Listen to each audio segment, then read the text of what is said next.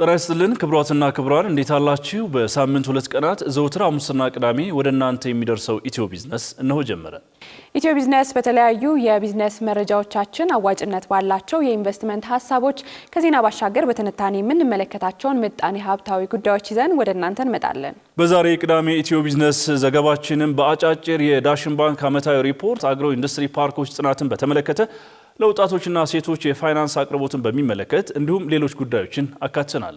በዝርዝር መረጃችን በአዲስ አበባ ዩኒቨርሲቲ ስለተዘጋጀው ከንድፈ ሐሳብ ወደ ተግባር ስለተሰኘ ውይይት እንዲሁም ስለ ሁለተኛው ኢትዮ ግሪን ሞቢሊቲ ሳምንት እናነሳለን። ቃልኪዳን ታደሰና ጥላሁን አያሌው አብረናችኋለን። አብራችሁን ቆዩ። ተመልካቾች ወደ ቀዳሚው የፋይናንስ መረጃችን እናመራለን። ዳሽን ባንክ አክሲዮን ማህበር በተጠናቀቀው የ2017 በጀት ዓመት 6.7 ቢሊዮን ብር ትርፍ ማስመዝገብ ስለመቻሉ ገልጿል።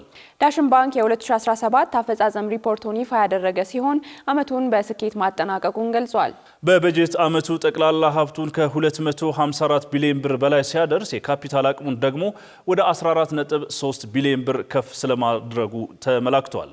የባንኩ አጠቃላይ የተቀማጭ ገንዘብ መጠን ካለፈው ተመሳሳይ ዓመት የ38.7 በመቶ እድገት በማስመዝገብ 202.2 ቢሊዮን ብር ደርሷል። እንዲሁም ባንኩ ከቀዳሚው ዓመት የ34 በመቶ እድገት ያለው 31.4 ቢሊዮን ብር ገቢ ያስመዘገበም ሲሆን 1.12 ቢሊዮን የአሜሪካን ዶላር የውጭ ምንዛሬ ማግኘት ስለመቻሉም በሪፖርቱ ተመላክቷል። ዳሽን ባንክ በመላ ሀገሪቱ 906 ቅርንጫፎች ያሉት ሲሆን 7.88 ሚሊዮን ደንበኞች ማፍራት የቻለ ባንክ ነው። ተመልካቾች ቀጥለናል። ወደ ሌላኛው ወቅታዊ የፋይናንስ መረጃችን እናመራለን። ወጣቶችንና ሴቶችን ተጠቃሚ የሚያደርጉ የስራ ዕድል ፈጠራ አማራጭ የፋይናንስ አቅርቦትን ለማስፋት እየሰራ እንደሚገኝ የስራና ክህሎት ሚኒስቴር ገልጿል። ሚኒስቴሩ የስራ ዕድል ፈጠራና የፋይናንስ አማራጭን ለማስፋት ከህብረት ባንክ ጋር ተፈራርሟል። የስራና ክህሎት ሚኒስትሯ ሙፈሪያት ካሚል በዚህ ወቅት እንዳሉትም ኢትዮጵያ እምቅ የፈጠራ አቅም ያላቸው በርካታ ወጣቶች መኖራቸውንና ተቋማቸውን የወጣቶች የስራ ፈጠራን ወደ ተግባር ለመለወጥ ውጤታማ ለማድረግ እየሰራ እንደሚገኝም አስረድተዋል። የስራ ፈጣሪዎችን የፋይናንስ አማራጭ የሚያሰፉ ስራዎች ተጠናክረው መቀጠላቸውን አስታውቀው ከህብረት ባንክ ጋር ያደረጉት ስምምነትም በገንዘብ እጥረት ምክንያት ወደ ስራ መግባት ያልቻሉ ወጣቶችና ሴቶችን ተጠቃሚ እንደሚያደርግ ተናግረዋል።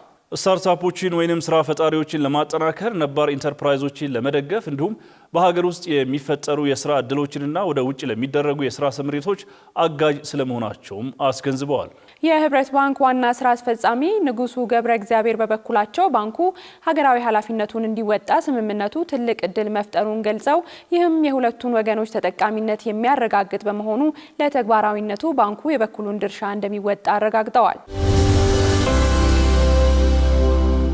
ተመልካቾቻችን ከኢትዮ ቢዝነስ ጋር ነው ቆይታ እያደረጋችሁ ያላችሁት። ወደ ሌላኛው መረጃችን አልፈናል። የተቀናጀ የአግሮ ኢንዱስትሪ ፓርኮች የሚገነቡባቸው 17 አካባቢዎች በጥናት መለየታቸው ተገለጸ።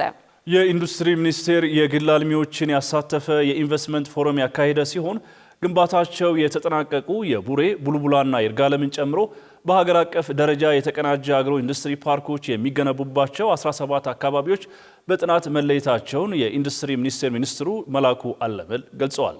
የአግሮ ኢንዱስትሪ ፓርኮቹ ለውጭ ምንዛሬ ግኝት፣ ለሀገር ውስጥ ገበያ ማደግ፣ ለስራ ዕድል ፈጠራና ለገቢ አሰባሰብ ማደግ የራሳቸውን አስተዋጽኦ እያደረጉ ነውም ብለዋል።